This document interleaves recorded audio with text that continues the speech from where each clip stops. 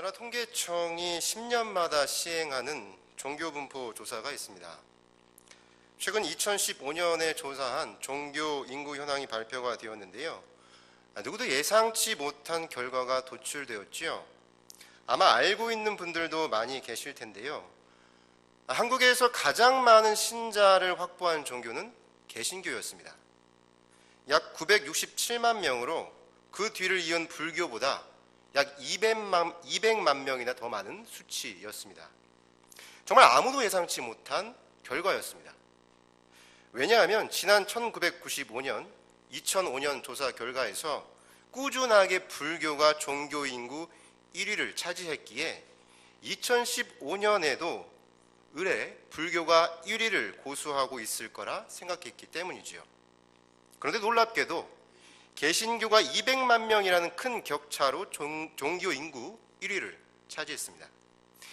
예상치 못한 결과에 한국 교계도 놀랐습니다. 일각에서는 조금 의아해하기도 했습니다. 왜냐하면 한국 교회의 각 교단마다 신자 수를 조사한 통계에 따르면 매년 교인 수는 줄어들고 있고 교회 성장은 이제 마이너스에 접어들었다는 전망과 의견이 압도적이었기 때문이지요. 그래서 통계조사를 받아든 교계의 몇몇 언론에서는 이런 분석을 내놓기도 했습니다. 지금 통계에 잡힌 개신교인들의 수는 최근에 급증한 이단들의 성장과 맞물려 있다고 말입니다. 이단들도 자신들의 정체성을 개신교인으로 생각하기에 신천지나 하나님의 교회 등과 같은 이단 교회의 신자들이 종교 인구 조사에서 개신교인으로 표기했을 가능성이 높다는 것이지요. 이단의 숫자를 최소 100만, 많게는 200만에서 250만까지 보는 분들도 계신데요.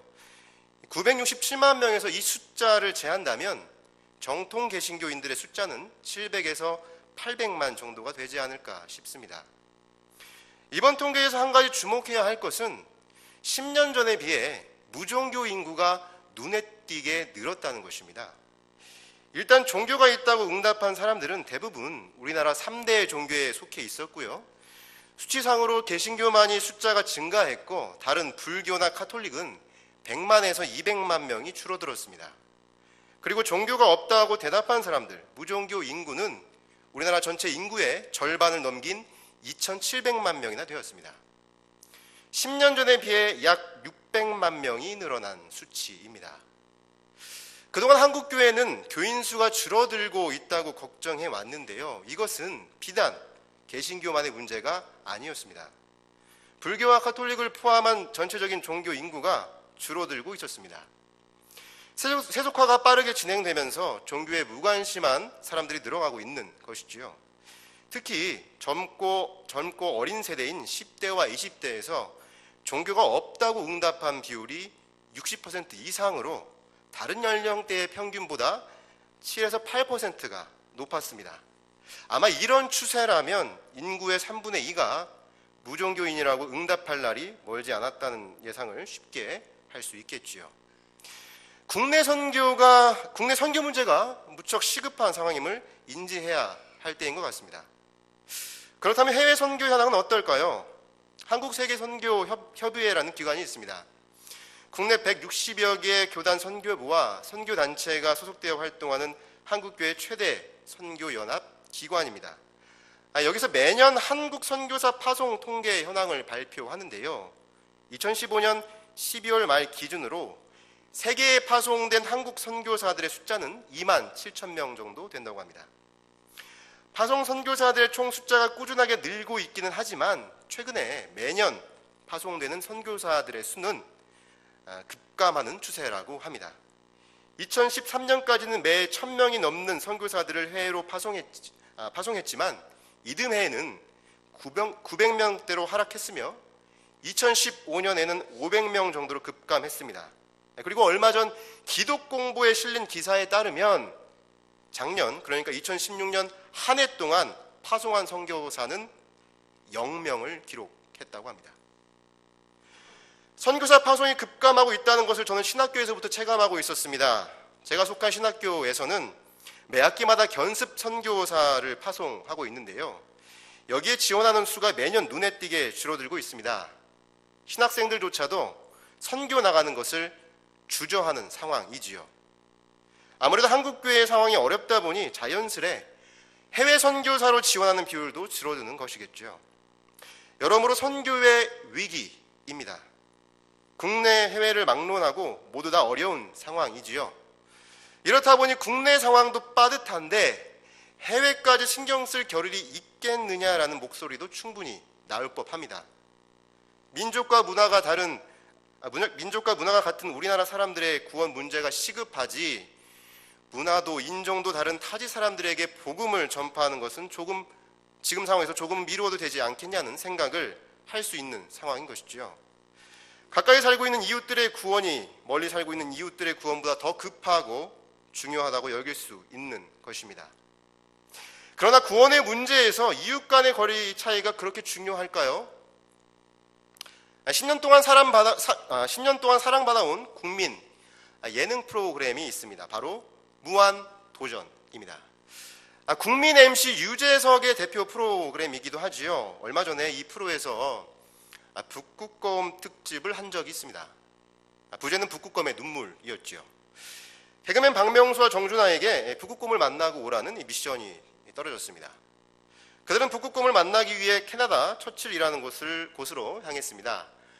여기 사는 북극곰들은 11월 중순 바다가 얼면 북극해 쪽으로 이동하여 사냥을 하고 7월쯤에 다시 육지인 처칠로 돌아와서 바다가 얼 때까지 기다린다고 합니다.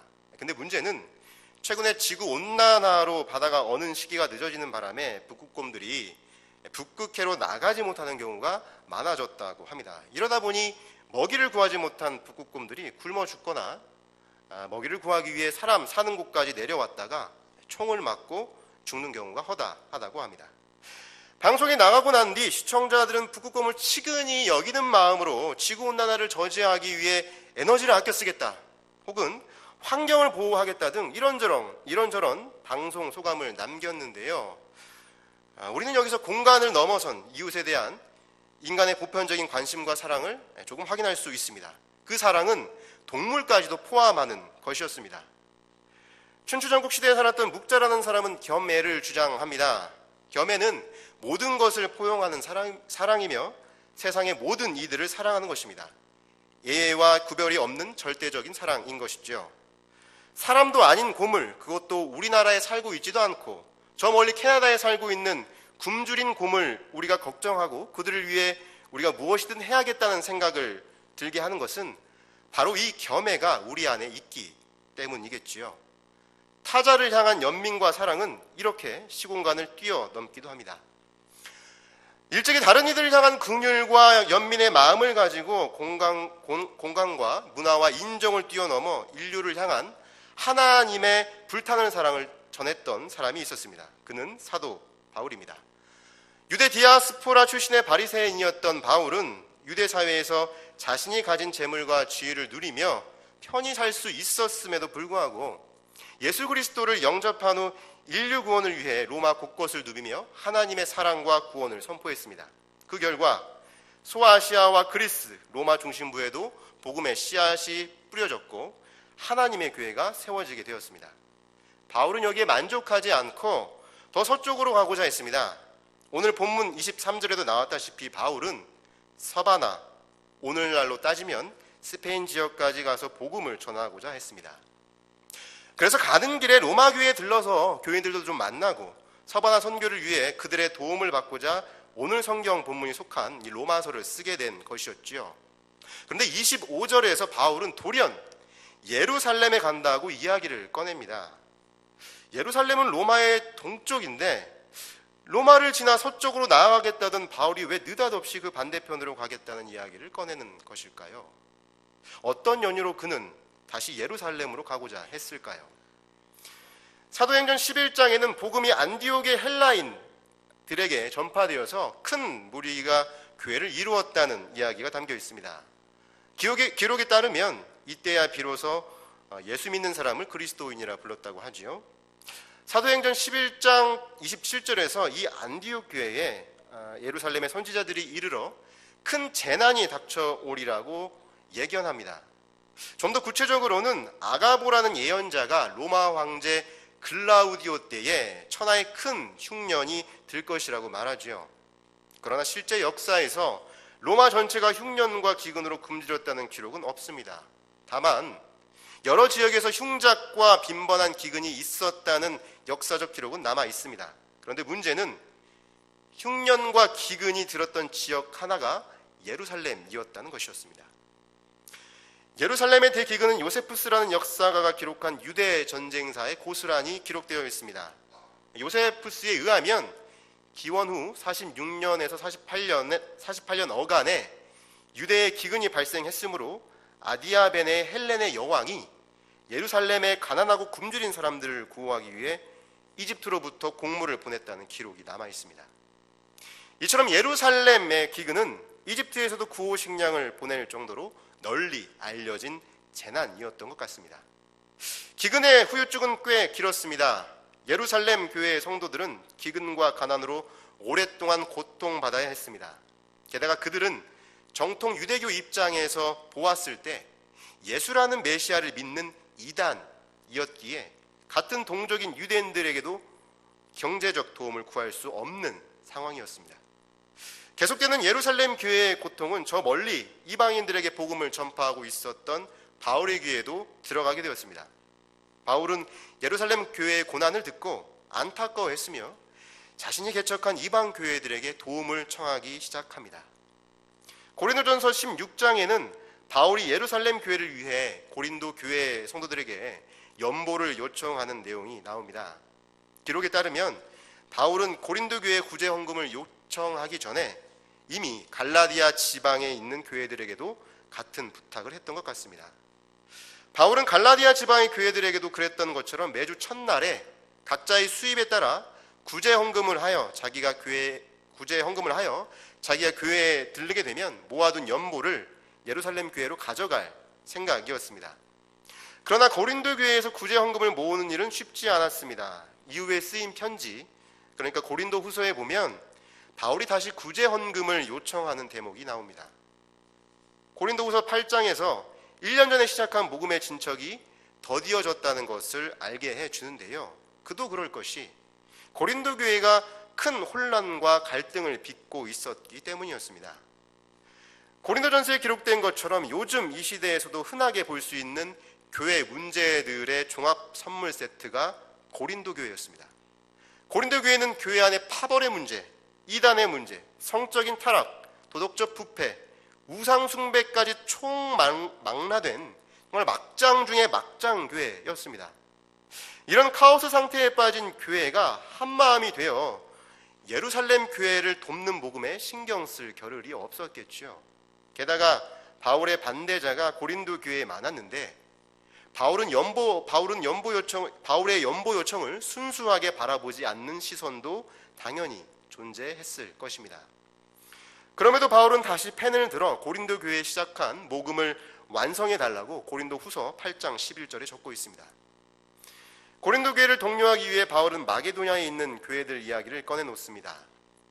왜냐하면 고린도 교회 만만치 않게 극심한 환난을 겪고 있던 곳이 마게도냐의 교회들이었기 때문이었죠.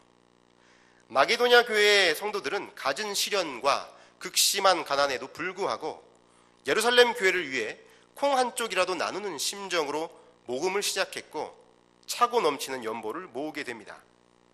바울은 이렇게 마게도냐 교회들의 미담을 꺼내며 다시 고린도 교회 성도들을 독려했습니다. 그런데 한 가지 의문이 듭니다. 자교회 상황도 혼란스럽고 어려운데 바울은 왜 그들에게 계속 예루살렘 교회를 위한 연보를 부탁하고 있는 것일까요?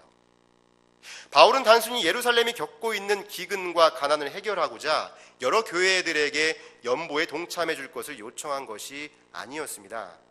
바울의 연보 요청 뒤에는 그보다 더 큰 그림이 있었습니다. 사도행전 10장과 11장 그리고 15장에는 당시 초대교회에서 유대인들과 이방인들의 갈등은 매우 큰 이슈였습니다. 유대인들은 율법에 무지한 이방 출신 그리스도인들을 멸시하면서 그들이 교회로 들어오기 위해서는 할례를 행하고 음식을 가려 먹으며 절기를 준수함으로써 먼저 유대인이 될 것을 요구했습니다. 반면에 이방 그리스도인들은 그리스도가 시작한 새 시대에도 여전히 옛 율법에 구속되어 그 언행의 제약을 받고 살던 유대 그리스도인들을 고지식하고 편협하다고 비난했습니다. 이렇게 유대 그리스도인들과 이방 그리스도인들의 첨예한 대립은 사도행전 15장에 기록된 대로 예루살렘 공의회를 통해 어느 정도 합의에 이르게 됩니다. 여기에서 이방인들은 그저 우상의 제물과 목매어 죽인 것, 음행을 멀리하는 정도만 지키고 유대인들의 율법을 따르지 않는 것으로 결론이 납니다. 그러나 모든 갈등의 해결이 그렇듯이 이렇게 합의했다고 단번에 봉합이 되지는 않지요. 여전히 유대인들의 예루살렘 교회와 이방 그리스도인들의 교회 사이에는 어색함만이 맴돌고 있었습니다. 당시 그리스도의 교회는 외부로부터 냉대와 박해를 받고 있었습니다. 이런 상황에서 모든 교회가 협력하여 외부의 공격에 대응해도 모자랄 판에 외려 내부적으로 반목하고 있다면 스스로 위기를 초래할 수밖에 없습니다. 이 사실을 아주 잘 알고 있었던 바울은 교회의 화해와 일치를 고민했습니다. 그리고 이 문제 해결을 위해 이방 교회들에게 예루살렘 교회를 위해 연보를 지속적으로 요청한 것입니다. 어색했던 두 사람이 가장 빨리 가까워지고 친근해지는 방법 하나는 한 사람이 어려운 상황에 처했을 때 다른 사람의 도움의 손길을 그에게 내미는 것이지요. 바울은 어려움에 처한 예루살렘 교회를 이방인 그리스도인들이 협력하여 돕는다면 어색한 둘 사이의 관계가 한층 가까워질 것으로 기대했습니다. 바울이 서바나로 가서 주의 복음을 널리 전파하는 사명도 중요하겠지만 그보다 더 시급한 과제는 여전히 서먹한 유대 그리스도인들과 이방 그리스도인들 사이에 오작교를 놓는 일이었습니다.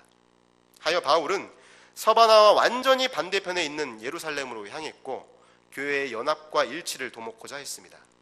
양손 두둑이 이방 교회들의 구제 헌금을 들고 말이지요. 이방 그리스도인들이 유대 그리스도인들을 위해 연보할 수 있도록 제시한 설득의 그 근거는 교회의 화해와 일치였지만 그보다 더 근본적인 신학적인 근거는 복음의 빚진 자들의 섬김이었습니다. 오늘 성경 본문 27절에서 바울은 이방인들이 유대인들에게 빚이 있다고 말합니다. 그리고 그 빚을 갚아야 한다고 이야기합니다.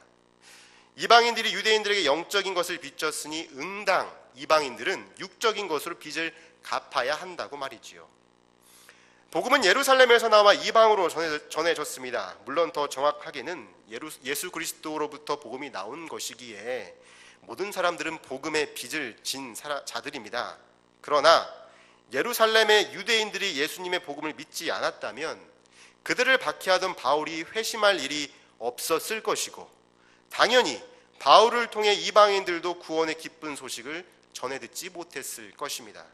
그러하니 복음의 첫 열매인 유대 그리스도인들에게 이방 그리스도인들은 영적인 빚, 복음의 빚을 지고 있는 것이지요.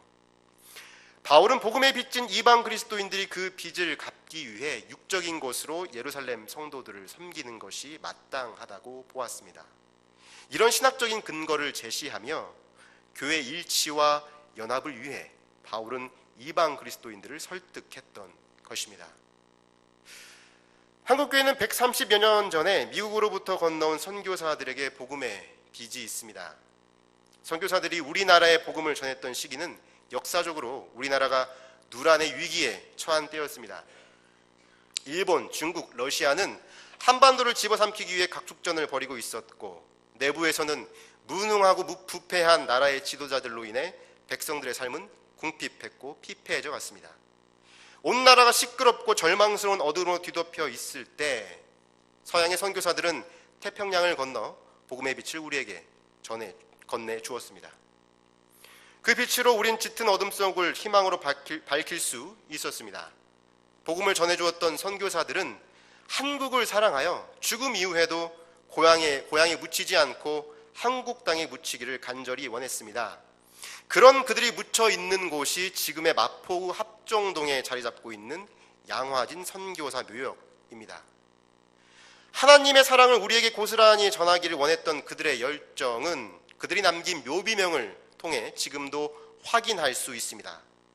한 묘비명에는 나에게 1000개의 목숨이 주어진다면 그 모두를 한국에 바치겠습니다라고 적혀 있습니다. 당시 가난하고 보잘것없는 연약한 조선이라는 나라의 선교사들은 모든 생을 걸고 구원의 기쁜 소식을 우리에게 전해주었습니다. 이런 선교사들의 노고와 사랑의 빚을 잊지 않고 있기에 어쩌면 우리는 전 세계에서 두 번째로 선교사를 많이 파송하는 복음의 중요한 전초 기지로 성장한 것이 아닐까요? 오늘 오후 찬양 예배는 선교위원회 헌신 예배로 드려지고 있습니다. 우리 대은교회는 중국과 인도, 태국 등지에 계신 선교사님들을 후원하고 있습니다.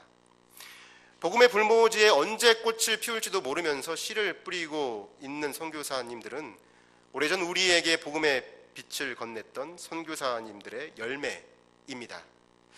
우리는 모두 복음의 빚을 진 사람들입니다. 빚진 자의 마음으로 오늘도 씨를 뿌리고 있는 선교사들의 사역에 우리도 동참해 보는 것은 어떨까요? 물론 이 일은 억지로 누군가의 강요로 이루어져서는 안 됩니다. 바울이 이방 그리스도인들에게 연보를 부탁할 때 조심하고 강조했던 하나는 그 일이 결코 타율적으로 이루어져서는 안 된다는 것이었습니다. 언제나 기뻐하는 자발적인 마음으로 연보에 동참하기를 권했습니다. 이것은 그가 편지를 기록할 때 사용한 헬라어 단어들을 살펴보면 확인할 수 있습니다. 우리가 현재 주로 보는 개역개정 성경은 예루살렘 성도를 위한 복음을 모두 연보라고 번역하고 있지만 실제로 헬라어 원문에서는 사용한 단어가 모두 다릅니다. 그래서 다른 번역 성경들은 이 사실을 반영하고 있는데요. 바울이 연보라는 말을 간접적으로 표현한 헬라어 단어는 이렇습니다. 율로기아, 하플로테스, 로기아, 코이노니아인데요. 이 말들은 축복의 선물, 관대한 인심, 기부, 자기 것을 나누어 주는 것으로 번역되고 있습니다. 따라서 바울이 서신에서 정의한 참된 연보의 의미는 후하고 관대한 마음으로 아낌없는 기부를 통해 모금한 축복의 선물이라고 할 수 있습니다. 사랑하는 대은교회 성도 여러분, 앞서 말씀드린 대로 한국교회는 어려운 형편에 처해 있고 그에 따라 선교에 대한 관심도 점차 줄어들고 있습니다. 이러한 때에 우리 또한 어려우니 우리도 그런 무관심과 침체에 동조해야겠다는 마음이 들기 쉽겠지요.